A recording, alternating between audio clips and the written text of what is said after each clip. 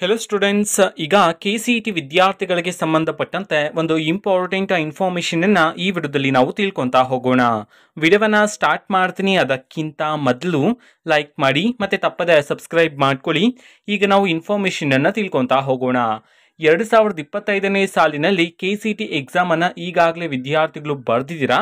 ಆದರೆ KCET ಎಕ್ಸಾಮ್ನ result means rank ಅನ್ನ ಯಾವಾಗ ಅನೌನ್ಸ್ ಮಾಡ್ತಾರೆ, ಇದಕ್ಕೆ ಸಂಬಂಧಪಟ್ಟಂತ ಇನ್ಫಾರ್ಮೇಶನ್ ನಾವು ಈಗ ತಿಳ್ಕೊಂತಾ ಹೋಗೋಣ.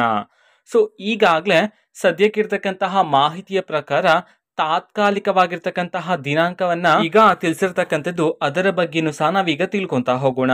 ಈಗ KCET ರ್ಯಾಂಕ್ ಅನ್ನ ಅನೌನ್ಸ್ ಮಾಡ್ಬೇಕಂತಂದ್ರೆ ಈಗ ಸೆಕೆಂಡ್ PUC ಮಾರ್ಕ್ಸ್ ಅನ್ನು ಸಹ ಕನ್ಸಿಡರ್ ಮಾಡ್ತಾರೆ. ಈಗಾಗಲೇ ಸೆಕೆಂಡ್ PUC ವಿದ್ಯಾರ್ಥಿಗಳಿಗೆ ಪರೀಕ್ಷೆ ಒಂದು ಕಂಪ್ಲೀಟ್ ಆಗಿದೆ, ಅದರ ಮಾರ್ಕ್ಸ್ ಅನ್ನು ಸಹ ಕನ್ಸಿಡರ್ ಮಾಡ್ತಾರೆ. ಸೊ ಯಾರಾದರೂ ವಿದ್ಯಾರ್ಥಿಗಳು ಪರೀಕ್ಷೆ 2 ಬರೀತಿದ್ರೆ ಸೊ ನಿಮಗೆ ಪರೀಕ್ಷೆ 2ರ ನಂತರನೇ ರಿಸಲ್ಟ್ ಅನ್ನು ಅನೌನ್ಸ್ ಮಾಡ್ತಕ್ಕಂಥದ್ದು. ಯಾಕೆ ಅಂತಂದ್ರೆ ನಮ್ಮ KE ಕಡೆಯಿಂದನೇ ಈಗಾಗಲೇ ಮಾಹಿತಿಯನ್ನು ತಿಳಿಸಿದ್ರು. ಸೊ ಪರೀಕ್ಷೆ 2 ಬರೀತಕ್ಕಂಥ ವಿದ್ಯಾರ್ಥಿಗಳಿಗೂ ಸಹ ರ್ಯಾಂಕ್ ಅನ್ನ ಅನೌನ್ಸ್ ಮಾಡಲಾಗುತ್ತೆ ಅಂತ ಹೇಳಿ.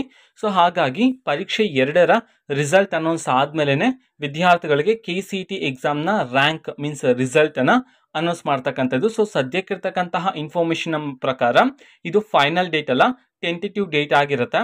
ಸೊ ನೆಕ್ಸ್ಟ್ ಮಂತ್ ಅಂತಂದ್ರೆ ಮೇ 20ನೇ ತಾರೀಕಿಗೆ ಸೊ KCET ರ್ಯಾಂಕ್ ಅನ್ನ ಅನೌನ್ಸ್ ಮಾಡಲಾಗುತ್ತೆ ಅಂತ ಹೇಳಿ ಸದ್ಯಕ್ಕೆ ಮಾಹಿತಿಯನ್ನ ತಿಳಿಸಿರ್ತಕ್ಕಂಥದ್ದು. ನಿಮ್ಮ ರ್ಯಾಂಕ್ಗೆ ಸಂಬಂಧಪಟ್ಟಂತೆ ಇನ್ನೂ ಹಲವಾರು ಇನ್ಫಾರ್ಮೇಶನ್ ಬಂದ ತಕ್ಷಣ ಆದಷ್ಟು ಬೇಗ ನಾನು ನಿಮಗೆ ಇನ್ಫಾರ್ಮೇಶನ್ ಅನ್ನ ತಿಳಿಸ್ತೀನಿ. ಅದಕ್ಕೋಸ್ಕರ ಚಾನೆಲ್ ಅನ್ನ ಸಬ್ಸ್ಕ್ರೈಬ್ ಮಾಡ್ಕೊಳ್ಳಿ. ಇದು ಇವತ್ತಿನ ಒಂದು ವಿಡಿಯೋ.